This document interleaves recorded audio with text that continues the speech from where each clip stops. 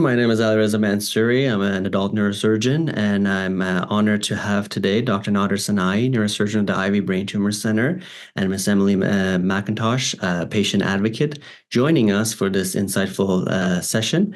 I'll be acting as your host today on behalf of WeTrials, and we'll get started. How's everyone doing today? Great. Thanks for having us. Thanks for joining. All right, so we'll start with you, Dr. Sanai. Thank you for joining us today. For anyone who follows the GBM clinical trial literature, your work at the Ivy Brain Tumor Center has been pioneering, both in terms of the unique research approach to early phase surgical trials and your results. Can you tell us a little bit about your journey and what inspired you to specialize in brain tumors and to focus on clinical trials? Sure. So, like you and others, I'm a brain tumor surgeon, and I was trained for that. I came out of residency at UCSF in 2010, having been prepared to be a surgeon scientist. Built a practice here at the Barrow Neurological Institute in Phoenix, built a laboratory focusing on glioma stem cells, and for several years was basically doing what I'd been trained to be doing in both fronts. And then as the years passed, and I had more and more patients pass through my clinic, I began to sort of question the proximity of my laboratory research to the challenges that the patients were facing every day in my clinic before and after surgery. And I frankly became a little bit disillusioned with how much my discovery-based science, which I think was meaningful and well-intentioned and well-received, was actually translating to new opportunities or treatment avenues for patients. And I just started to revisit my own concepts of translational science. And as I became more and more sort of introspective, it became clear to me that what my patients really needed were not necessarily any additional techniques from me in the operating room or more discovery science from my laboratory. They needed drugs. And as I became more and more aware of drug development and the efforts outside of the brain tumor space in medical oncology, it sort of inspired me to pivot at that point in my career and try to redevelop myself as a clinician investigator, but one focusing on drug development. Very nice, very nice. And did you find it initially a hard pivot, a difficult, challenging pivot for you? Well, I was motivated. I think, quite honestly, I was getting increasingly depressed with sort of the state of affairs. It's very difficult, as you know, as a brain tumor surgeon, to pour your heart and soul into each operation and each patient, and then watch whatever progress you gained in that operating room slip away because of limited to no options for those patients in the adjuvant therapy realm. So for me, it felt very much an imperative. I didn't think there was actually any choice to be made. Mm-hmm. And so in that regard, I dove right in, and in my heart, I'm a clinician, I'm a scientist, and those are skill sets that can apply in different directions. So I just redirected them towards drug development. Absolutely. And as a fellow neurosurgeon involved in clinical trials, I'm particularly interested in your work with early phase clinical trials for brain tumors. Could you explain the importance of these types of trials specifically in advancing the options for brain tumor patients? Sure. So, as I sort of surveyed the landscape from a relatively novice perspective, it was pretty obvious that we had a lot of different challenges in the world of adjuvant therapies. But first and foremost, it really rested on identifying the right agents to be pursuing and the right agents to be, looking away from. Early phase drug development in many ways is just simply about reaching some sort of red light, green light decision about whether an agent or asset or concept really merits resources and time and attention or does not. And in the brain tumor space, two of the kind of primary features of any new therapy that have to be sort of understood and investigated are pharmacokinetics, which is what we call basically the performance of a drug in the patient's bloodstream and tissues. So simple way of thinking about it is CNS penetration, or penetrating the brain tissue itself, and pharmacodynamics, which is the performance of the drug on whatever its target is supposed to be. And outside of neuro-oncology, these are things that are assessed very early and very rigorously in a fairly ubiquitous way. What became evident to me was this was not the case in neuro-oncology for some obvious and not so obvious reasons. And so that became very evident to me as like a way in which I individually and we as a program, as it was sort of shaping in my mind, could contribute. Beautiful. And it has definitely contributed immensely. You and the Ivy Brain Tumor team have had some exciting discoveries lately. Can you share a specific example of a clinical trial that you've been involved in that holds the greatest promise for improving patient outcomes? Right. So just by way of introduction, the Ivy Center is a nonprofit drug development program that focuses on these pharmacokinetic, pharmacodynamic driven clinical trials. And we have kind of laboratory capabilities, meaning kind of animal model type studies, and we have early phase clinical trial capabilities. So at any given point, we have about a dozen new drugs or molecules that are in each phase, the clinical and the preclinical phase. And our philosophy is just to be agnostic to that, meaning that we don't really come to the table with some concept of, well, this direction must be really promising, or that direction must be the way to go. We just simply look at what's available in the landscape and then try to interrogate the data for it. And if we can't think of a reason why a therapy or potential therapy can't work, then we test it ourselves. And so we took that approach maybe 3 years ago with a drug called Niraparib, which is what we call a PARP inhibitor. PARP inhibitors are a class of drugs that have been in existence for several years in medical oncology because they have some survival benefit in certain types of tumors like ovarian cancer, fallopian cancer, because of sort of a genetic vulnerability that those tumors have. And people have looked at that in the context of brain tumors, and there really wasn't any avenue forward. But when we looked at the drug and the drug class, it became evident to us that there's another way to exploit that drug, and that's in combination with radiotherapy. So we looked at all of the drugs in that class, which is something that isn't often done because usually medical centers and universities just go with whatever drug is available to them or whatever company will pay them to do the study. But the Ivy Center doesn't get paid by companies to do studies. We fund the studies ourselves. And so we looked at all of the drugs in the class and found that this one drug, Niraparib, from a company called GSK, which I have no financial relationship to, was clearly the best of the class. So we took that through an early phase study. That took us less than a year to complete. And very quickly it became evident that there's some promise here. That promise is not a certainty, but at a biological level, the drug was penetrating its target and hitting its target at levels we had never seen before. And at a clinical level, at least in a non-randomized study, which is really important to note, that population of patients did much better than the average. So we spoke to the company, presented to them this data, and we basically put the ball in their court. We said, look, here's some really compelling data. You know, we have no dog in this race, but you have a choice to make as to whether or not you want to pursue the drug in this space, in this market. The company, huddled up. This wasn't necessarily part of their plan from the beginning when they acquired this drug, but the data was compelling. And today that's a global randomized phase 3 study.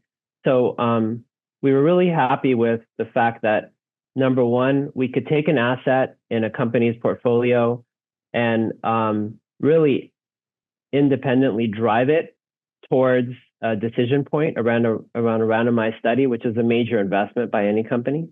And then number two, that it happened so quickly, really from the moment that we even became aware of the drug to the day the first patient was entered into the randomized phase 3 was less than 3 years, which is which is super fast in our world. Mm-hmm. Amazing. That's amazing. I'm getting goosebumps hearing that. I'm curious if you can explain the logistics for a patient for a window of opportunity trial or an early phase, and how, what does the patient do in order to take part in the pharmacokinetic and dynamic phase? Yeah, so most patients are kind of like variably aware of clinical trial phases. And many of them know that a phase 1 trial is designed to kind of test safety of a drug purely, a phase 2 designed to see any sort of early indication of any clinical effect, and a phase 3 designed to give you definitive evidence of clinical effect through a randomized study.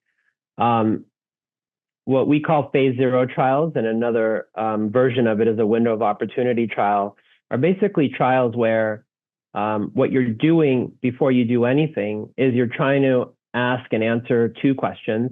1, does the drug get to the patient's brain tumor? And 2, does it hit its target adequately? These trials can be deployed really at any point in the life cycle of a drug. We've had trials where it's first in human and the drug's never been tried before in a patient. And we've had trials where the drug's already FDA approved for other cancers, and we're now deploying it in the brain tumor space. But the purpose, as you alluded to, is at an early point in the conceptualization of the drug for brain tumors, we're asking these very tough questions in patients themselves so that everybody can have confidence that this drug really, it may deliver the way it's supposed to deliver. The way it works for patients in what we call a phase 0 hybrid trial, which is what we do at the Ivy Center, is you'll have a patient that may have a newly diagnosed or a recurrent, for example, glioblastoma, although we do it for all different types of tumors. And that patient is scheduled for surgery. And we may know something about the biology of that patient's tumor. We may know some of its genetics, its genomics, its epigenetics, et cetera. But we know enough about the tumor biology to be able to think about it in a more narrow way about what drugs that are experimental may be applicable for this patient. And so what we do, what many medical and neuro-oncologists do, we make our best estimate guess of what an experimental therapy match should be for that patient based on the available evidence that we have.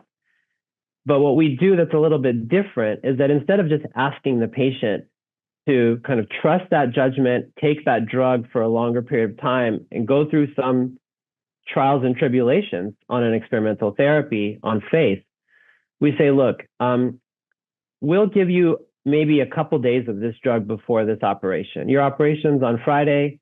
We're going to give you 1 pill on Wednesday, 1 pill on Thursday. It's not enough to cause you any major side effects. But on Friday, when that operation comes and we take your tumor out, we're going to test that tumor tissue over the weekend and in the first days of the following week to see whether this drug is hitting its target and getting to your tumor in adequate quantities. And so typically by the following Friday, we'll have those answers. And then we can tell that patient, look, you have an EGFR mutation. We put you on this new in class EGFR inhibitor. The concentration of the drug in this part of your tumor is X. The concentration of it in that part of your tumor is Y. The effect of the drug on the EGFR target is Z. You know, the effect on the downstream molecules from EGFR are A, B, and C. And based on the totality of this data, we think that this drug could have some clinical effect in you. And so we recommend that you stay on this drug. And so that's the kind of transitional phase where patients transition from the phase 0 component of a trial to the subsequent phase. Maybe they get the drug long-term as part of a phase 2, but it's sort of a seamless transition, and only patients where there's some tissue-based evidence of drug effect in their tissue stay on study. And if there's no evidence, well then, you know, you haven't lost any time. You took a shot with this one drug, you know, you're a week out from surgery and you have all the options in front of you did before to go on any other clinical trial thereafter. And that's the concept of a hybrid phase 0. Thank you. So you just said that there's very low risk if you don't see results kind of in the biopsy. But is there anything to be gained from the scientific side of things to this null finding? Yeah, it's really, negative data is really, really important in this space. It's for probably two or three different reasons. Number one, if you're a brain tumor patient and you're going on experimental therapies, you only get so many bites at the apple in that game. Each experimental therapy takes time, it takes its toll, and your tumor is not waiting around. So if you're a brain tumor patient and you can interrogate the possibility of 2 drugs in your tumor instead of 1, or 3 instead of 2, then knowing that one of those has no potential of having an effect is a really valuable commodity for you. From a scientific standpoint, of course, we all go to the same meetings and we see compelling narratives after compelling narratives as to why different experimental therapies should or could work. But at the end of the day, what really matters is how that drug or therapy performs in individual patients. And today, most of that data comes from clinical studies where you're looking at clinical results, like how long does a patient live, and radiographic results, like how long did it take for the tumor to reoccur. But those endpoints don't give you real insight into what's happening mechanistically. So if you see that a drug didn't have a clinical effect, but you see that the mechanistic effects, were there to a point, well, then that helps you unlock how that drug failed. Alternatively, if you see a drug had no clinical effect, but you also see that drug did not remotely penetrate the tumor, well, then that tells you how to allocate your resources probably away from that drug or therapy. And that final point is so important in drug development because sometimes people lose sight of the fact that drugs are not developed at universities and medical centers. They're developed in multinational biopharmas and privately held biotechs. And that industry does not invest a lot in brain tumor drug development. And so whenever you have an opportunity to give them some cost efficiency, and there's a lot of cost efficiency to be had in shutting down an asset early so that you can pivot your resources to another, that just increases the likelihood that they're going to invest in our space. Yeah. Always better to fail fast for everyone, really. So patients clearly come from all over to go to Ivy. I'm wondering, what are some of the resources offered to them? Are there any recommendations that the team can make or help with for travel and their stay? Oh, yeah. I mean, probably half of I think something like 45% of our patients come from out of state. We're in Phoenix, Arizona, but a lot of people, as you know, with brain tumors are well informed and they're oftentimes otherwise healthy.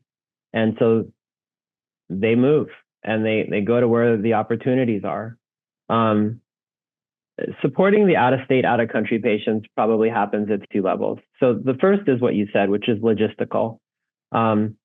Providing them with a roadmap for local resources at different price points, providing them to the extent possible with financial support and opportunities for kind of financial economizations, providing them a support structure locally in terms of personnel, people, other patients, a community that they can lean on because they're outside of their own community.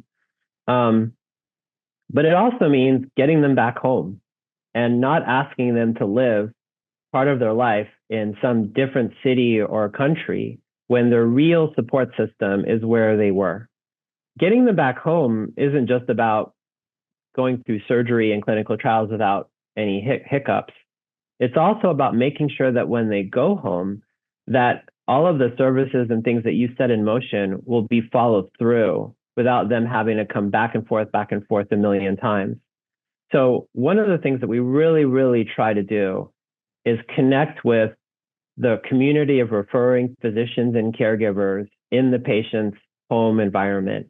Make sure they know what's happening, but also make sure that after it's happened, they're partnered with us in terms of all of the follow-on care. Experimental therapy drugs oftentimes are pills. So those can be taken anywhere. As long as you have local providers that are well informed so that they feel secure in helping support that experimental therapy, it's a much better recovery arc for patients. So we look at it kind of in both those dimensions. You had alluded to having some information about the genetics of the tumor and incorporating that into your trial design or what you offer. So clearly personalized medicine is becoming an integral part of cancer treatment in general. And finally, I would say in GBMs as well. How do you incorporate genomic data and other patient-specific information into your treatment strategies? Yeah, I mean, personalized medicine is very much an incredible opportunity within oncology in general. And as you know, is simply the concept of individualizing patients by their individual biologies and many times their tumor biologies, so that there is some pairing that happens with experimental therapies that are better tuned to their biologies. A lot of that data a priori comes from the literature, of course. That's where we have national consortia and international consortia that have given us some foundational understanding of brain tumor biology. And I think, sometimes one of the overlooked realities of our space is this has to be one of the most studied and best understood tumor biologies known to man. As complicated as glioblastoma biology is, we know incredible levels of depth in terms of its biology. So that wealth of data is foundational. At an individual level, as you guys both know, many patients have had prior operations where tissue has been profiled, sometimes locally, sometimes through adjacent services. And that data can be far and wide and is really, really important. For many of our patients, they come to us with that data in hand. So sometimes that drives selection for clinical trials. All of our clinical trials have some level of molecular entry criteria, depending on the mechanism of action of the therapy.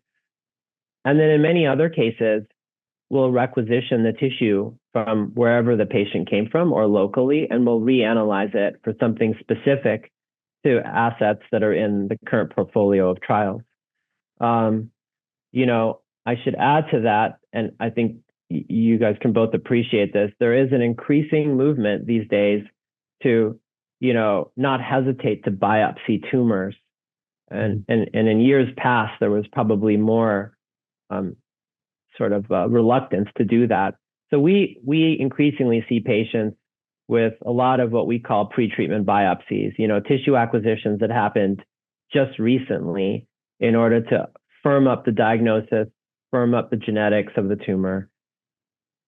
I think that's how we apply it from a personalized medicine standpoint. Of course, the challenge in personalized medicine is the system is only as good as the available agents that you have to deploy. And I think that's one of the big challenges we have for patients in this space today. In terms of approved agents for, let's just say, glioblastoma, the options are far too few to deploy any sort of personalized approach. In experimental therapies, there's a much greater kind of upside for that. Yeah. Are you, in terms of logistic challenges, are you facing any EMR integration challenges, or, a lot of surgeries, the first surgeries are done in the community, retrieving that tissue necessary? Mm-hmm. Yeah, I mean, there's no shortcuts through crossing medical systems, as everyone can appreciate. Our approach is really just the shoe leather approach. It's just like, okay, we're going to go through the normal channels. So, for example, acquire data, patient information, tissue information. Those normal channels often go through front offices of clinics, et cetera. But then we always have internally additional layers of escalation. So If a normal channel doesn't bear fruit within a certain number of days, we then escalate to, less conventional channels, which typically means one of the clinicians or investigators picking up the phone and calling their colleague at that site or in that city and just figuring out how we can get through to the person or individual that actually has the data we need. So, every case at the Ivy Center, every brain tumor case in general has some urgency behind it. These are patients that need surgery. There's a clinical imperative for it, regardless of the involvement of a trial. And so we're trying to meet those timelines. Fantastic. Now, with the lens towards the future, based on your work, how do you envision the future of neurosurgical oncology in the next decade, let's say? Well, obviously I'm biased, but my hope is that we're going to see neurosurgeons more and more involved in drug development. Historically, within the brain tumor community, we've seen some incredible triumphs. Emily mentioned she had a supramarginal resection, which, for the uninitiated means that the surgeon was able to go into the operating room, see what's abnormal on the scan, and then safely resect everything that looks abnormal on the scan, plus a little margin around it, which is a very aggressive operation that was never even attempted, nevertheless conceived of a couple decades ago. This is something that's now only capable because of the incredible advances within our field of neurosurgical oncology and the giants that precede us in this space. Similarly, within radiation oncology, whereas this was a modality that was once as much debilitating as it was helpful, it's now today, outside of neurosurgery, the single most effective modality for treating brain tumor patients. And if you think about it worldwide, probably the most ubiquitously available modality for brain tumor patients. And so this is something where, again, the field has really just pulled itself through some incredible advances. But the remaining frontier remains adjuvant therapy and drug development, where it's been a much more difficult climb, and where I think we need all hands on deck. And those hands include neurosurgeons who understand science and medicine, who understand their patients and the imperatives of them, and who can help facilitate and accelerate the drug development by leveraging the operating room and the perioperative infrastructures that they live in every day. We do these phase 0 trials routinely. It's, nearly a daily occurrence at our center, and it's normalized it. And that normalization was driven by neurosurgeons like myself and other clinical staff who basically decided that, there's no reason why this kind of advanced kind of trialing can't be an everyday event. So, we hope that neurosurgical oncologists of the future, people that are training with you and me and others, will embrace this. We'll look at it as the next frontier, much like our generation looked at discovery-based science in the laboratory as a new frontier for neurosurgeons. Absolutely. To your point, so it's really wonderful to hear that. And to your point, going through brain surgery is a very scary process, but here I am after 2 and having only my dominant hippocampus left. And I have a very high functioning life. I work as a clinical research scientist. I would have never believed some of the things if I was told them years ago. So I have a lot of hope with that. It's a testament to your resolve, of course, because you went through it. It's a testament to neuroscience and the ability of the brain to adapt.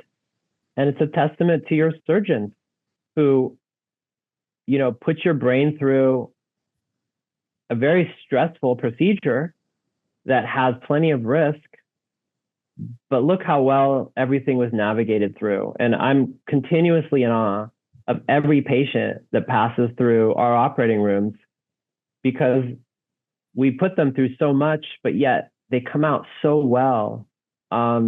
And some of it is individual and some of it is just, the field leveling up in terms of its proficiencies. Both are necessary. Yeah. So are there any recent developments that have you really excited? What areas as a patient should I be looking for in the future to help me keep on keeping on? So, I think as a patient in general, my general advice to everyone is always, cast a wide net in terms of being aware of things. Of course, if you don't have the expertise like you do, Emily, others need to find individuals that are well-versed in the space who they trust. For me, when I'm looking around, it's not the brain tumor meetings that inspire confidence. It's the non-brain tumor meetings. When you go to a cancer research meeting that touches on other types of cancers, you really get impressed with the incredible pace of innovation and how much good is being done, how many lives are being saved. I remember the first time I ever went to the San Antonio Breast Cancer Symposium, which is this annual meeting in San Antonio where all the breast cancer scientists and investigators converge, and they focus just on this one topic. And it was mind-blowing, the number of positive studies, the number of new standards of care, the pace of innovation, the scale of innovation. And it just reminded me that even though things have been slow going within the brain tumor community, it doesn't have to stay that way. And that there are plenty of examples outside of us where the field of oncology is surging forward. And those innovations will be our innovations. What we get most excited about at the Ivy Center are not necessarily the drugs and strategies that you hear most about in brain tumors, like immunotherapy or things like that. We get excited about drug classes that have barely been touched in the brain tumor community. We get excited about protein degraders and molecular glues. We get excited about antibody drug conjugates and siRNA. These are entire oceans of opportunity where multiple assets exist, and in many cases, multiple FDA approvals exist, where the class has simply either not been tested in brain tumor patients or very, very superficially tested. And so for us, that is powder snow. That is pure opportunity there. And, we're racing down it. So I think there's plenty of room for opportunity. We've seen a little glimmer of hope with IDH inhibitors. And I think many of us have low-grade glioma patients, whereas 5 years ago, we were counseling them to hang in there because something will come around. And here they are now, and that something has come around. So I think there's room for optimism at all levels. Thank you very much, Dr. Sanai. Very insightful. And thank you very much for explaining all these, early phase trials, their meanings, and what they're good for in such very connectable terms. Very inspiring. Is there anything else you'd like to share with our listeners before we close? Well, I think if you're listening to this podcast, we're all in the same boat together. There is a community of people here, some of whom are here on the screen and others around you that are spending night and day working on this problem with you and for you. So number one, no one should feel isolated. It's a scary journey, as I'm sure Emily can attest to, but it's not a journey you need to take alone. Number two, my general advice to patients is that within reason, it's important to interrogate new things if you have a brain tumor. Not every experimental therapy is worth pursuing. And my general rule of thumb is if you have to pay for it, that's a red flag. But there are many different experimental therapies out there that are dissimilar to what your tumor may have been challenged with so far. And the way through this is to keep testing that tumor with different looks and different types of pressure to see what takes traction. So I would just encourage everybody to keep pushing on, don't give up hope. And, we're all working very, very diligently to find new solutions, new avenues very quickly. Beautiful. Thank you so much. Is there any possibility of duplicating the IV? The IV center? Yeah. We could use one in Canada. I've noticed it. Yes. What we're trying to do is export the science and the approach as much as we can. There have been many centers that have reached out to us, asking for everything from the blueprints to protocol examples to, organizational charts. And we provide everything to everyone that we can. In the end, I think our approach, resonates with patients and providers. But in some ways, it's easier said than done. We've made a real institutional commitment to this kind of strategy. And, I will say that we built everything from the ground up. And sometimes when you're building something from the ground up, it can take more time and resources. But at the end, you have, a machinery that's designed to do exactly what you were intending to do.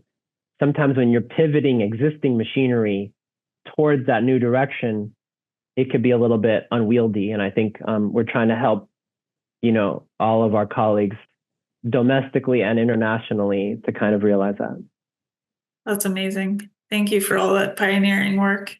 I don't know if Dr. Sanai remembers, he helped me design one of my early phase trials as well. Right. Dialysis catheter is very challenging. That's right. That's right. I mean, you got to go one at a time. Yeah. Thank you. All right, Shweta, what do you have for us? That's all. Okay. It's very informative. Thank you so much to both our guests coming and joining us and, really helping us explore this area. I'm sure our listeners are going to find it really useful. So that's all for today. Thank you very much. Thanks, Shweta.